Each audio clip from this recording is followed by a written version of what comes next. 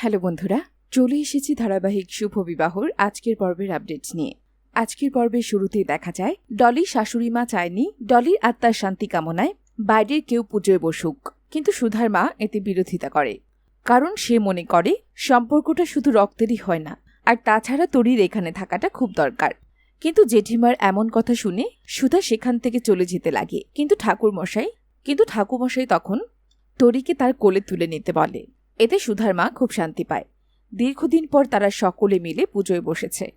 ওদিকে বিয়ের কার্ড এনে ইশিকা বাড়ির সকলকে দেখায়। ঠাম্মি খুব খুশি হয়, কিন্তু খুশি হয় না তেজের দিদি ভাই। তেজের আশীর্বাদের কার্ডটা দেখে সে খুব অবাক হয়ে যায়, কারণ সে এখনো বিশ্বাস করে সুধা এখনো বেঁচে আছে এবং সে এই বাড়িতে নিশ্চয়ই ফিরে আসবে। সে তখন কার্ডটা ইশিকার হাত থেকে নিয়ে ঠাকুরের সামনে ফেলে দেয়, আর তখনই সেটাতে আগুন ধরে যায়। ওদিকে সুধাদের বাড়িতে প্রীতম আসে তার ভাগ্নিকে নিয়ে। এই বাড়িতে তেজকে দেখে সে অবাক হয়ে যায়।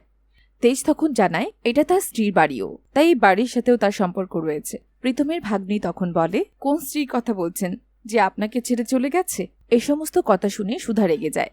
সে তখন বলতে শুরু করে সে হয়তো ছেড়ে যায়নি, হয়তো তাকে বাধ্য করা হয়েছে। এরপর প্রীতমের ভাগ্নি জানতে চায়, এটা তুমি কি করে জানো? প্রীতম তখন ব্যাপারটিকে ঘুরিয়ে অন্য কথা বলতে শুরু করে। তারা এখান থেকে চলে যেতে চায়, কিন্তু তখন তেজ বলে রুক্মিণী এখান থেকে কোথাও যাবে না।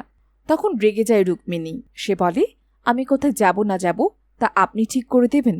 ইতিমধ্যে কার্ড হাতে নিয়ে ইশিকা আসে এবং সে জানায় এটা তাদের আশীর্বাদের কার্ড, আর খুব শীঘ্রই তাদের বিয়েটাও হয়ে যাচ্ছে, আর এজন্যই তেজ চাইছে না আপনি এখান থেকে চলে যান। তেজ তখন তার বিয়ের সমস্ত দায়িত্ব রুক্মিণী অর্থাৎ সুধার হাতে তুলে দেয়।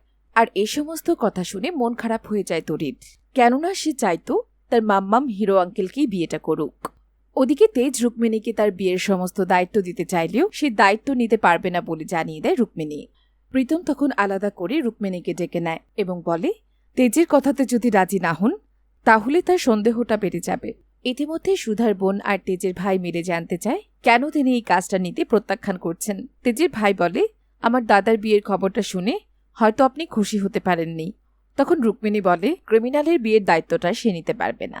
তখন তেজ বলে, আমার বিয়ের ইভেন্ট প্ল্যানারের দায়িত্ব নিতে অনেকেই লাইন ধরে দাঁড়িয়ে আছে, আর এই কাজটা আমি আপনাকে দিয়েই করাবো।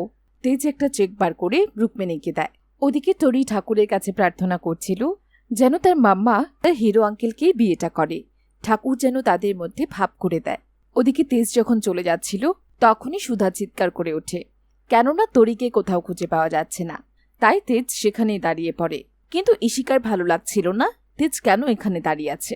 ইশিকার কথায় পাত্তা না দিয়ে সকলের সঙ্গে তেজ ও তরিকে খুঁজতে শুরু করে।